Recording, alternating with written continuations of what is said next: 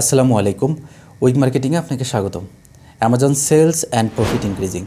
আজকে টিউটোরিয়ালে আমরা আলোচনা করব কিভাবে অ্যামাজনে যে কোনো একটি প্রোডাক্টের সেলস এবং প্রফিট ইনক্রিজ করা যায়।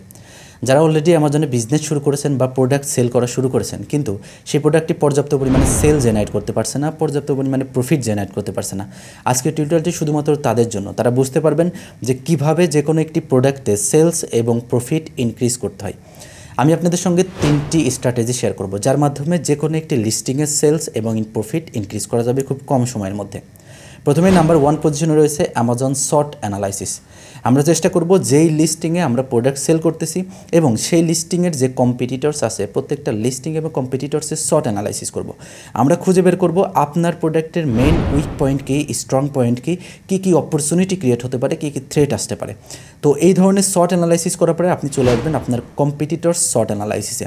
এই স্টেপে আপনি আপনার কম্পিটিটরসের প্রত্যেকটা প্রোডাক্ট আলাদা আলাদাভাবে সর্ট অ্যানালাইসিস করবেন। আপনি ইনশিওর করবেন তারা কোন কোন ধরনের অপরচুনিটি কাস্টমারের জন্য ক্রিয়েট করতেছে, তারা কোন ধরনের ফিচার কাস্টমারের কাছে প্রেজেন্ট করছে, আপনার প্রোডাক্টে সেই ধরনের ফিচার রয়েছে কিনা, সেই ধরনের কোনো ফিচার থাকলে আপনি ভালোভাবে প্রেজেন্ট করতে পারছেন কিনা।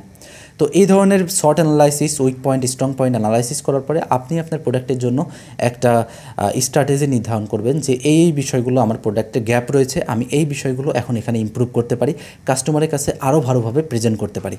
শর্ট অ্যানালাইসিস কমপ্লিট হয়ে গেলে আপনি চলে আসবেন 2 নম্বর পয়েন্টে। 2 নম্বর পয়েন্টে আছে listing high quality image ensure. অর্থাৎ আপনি দেখবেন আপনার প্রোডাক্টের main image, feature image, premium A+ content বা ভিডিও রয়েছে কিনা। যদি না থাকে কোনো একটি, তাহলে আপনি চেষ্টা করবেন কোনো একটা প্রফেশনাল ডিজাইনার দিয়ে লাইফস্টাইল এবং রিয়ালিস্টিক ইমেজ ডিজাইন করানোর, যার মাধ্যমে আপনার প্রোডাক্টে একটা প্রিমিয়াম ফিলিংস নিয়ে আসতে পারবেন কাস্টমারের জন্য। কাস্টমার যখন আপনার প্রোডাক্টের ডিটেলস পেজ যখন ভিজিট করবে, তখন বুঝতে পারবে যে এই প্রোডাক্টটি অ্যাকচুয়ালি হাই কোয়ালিটি প্রোডাক্ট। ইমেজগুলো দেখে, ভিডিওগুলো দেখে সে একটা রিয়ালিস্টিক ফিলিংস নিয়ে আসতে পারবে যে এই প্রোডাক্টটি যদি আমি বাস্তবিক অর্থে পাই, তাহলে পরে প্রোডাক্টটি অ্যাকচুয়ালি দেখতে এরকম হবে, আমার জন্য এই ধরনের উপযোগ তৈরি করবে। তো অ্যামাজন কাস্টমারের জন্য এই ধরনের ফিলিংস তৈরি করানো জরুরি। এই জন্য সবসময় ইমেজ ডিজাইনের ক্ষেত্রে প্রফেশনাল ইমেজ ডিজাইনার যারা আছে, অর্থাৎ অ্যাকচুয়ালি যারা অ্যামাজন টাইপের বা প্রোডাক্ট সেলিং টাইপের ডিজাইন করে, তাদের দিয়ে ডিজাইন করাবেন। এমন নয় যে নর্মাল টাইপের ডিজাইন করে, তাহলে পরে বিষয়টা ডিফারেন্ট হয়ে যাবে। এখন ইমেজ ডিজাইনের বিষয়টা ইনশিওর করা হয়ে গেলে আপনি চলে আসবেন 3 নম্বর পয়েন্টে, সেটি হলো লিস্টিং অপটিমাইজেশন। অবশ্যই আপনার লিস্টিংটি search engine as well as customer দুইটাকেই টার্গেট করে অপটিমাইজেশন করবেন। আপনি নির্ধারণ করবেন যে কিওয়ার্ড রেশিওটা, যে কোথায় কত % কিওয়ার্ড দিতে হবে, কোথায় কোন ধরনের কিওয়ার্ড দিতে হবে। এমন নয় যে প্রথম একটা প্রাইমারি কিওয়ার্ড টাইটেলে দেওয়া মাত্রই আমি র্যাঙ্কিং করে যাব, এমন কখনোই নয়। আপনার ক্যাপাসিটি অনুযায়ী আপনি কিওয়ার্ডের রেশিও নির্ধারণ করবেন যে কোন টাইপের কিওয়ার্ড আপনি কোথায় ইনক্লুড করবেন। সেটা হতে পারে title, bullet point, search term অথবা ডিটেলস পেজে। আপনি যেখানেই হোক না কেন, আপনি কিওয়ার্ডের রেশিও নির্ধারণ করেই আপনার কিওয়ার্ডটা ওখানে ইনক্লুড করবেন।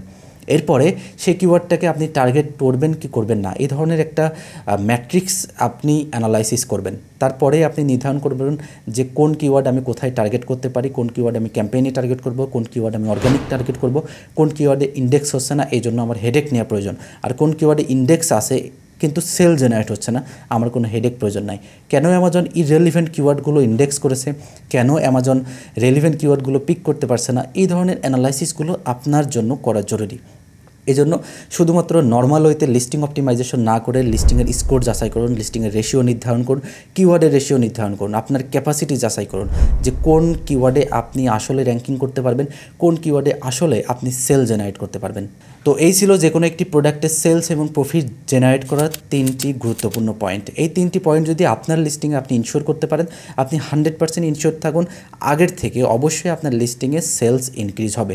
আর বাকি যে বিষয়গুলো আছে সেগুলো হলো অ্যাডভান্স লেভেলের। এই বিষয়গুলো ইনশিওর করার পরেই আমরা অ্যাডভান্স লেভেলের কোনো কথা বলবো। আশা করি Amazon sales increasing, profit increasing বা লিস্টিং অপটিমাইজেশন নিয়ে অনেকটা ভালো ধারণা পেয়েছেন।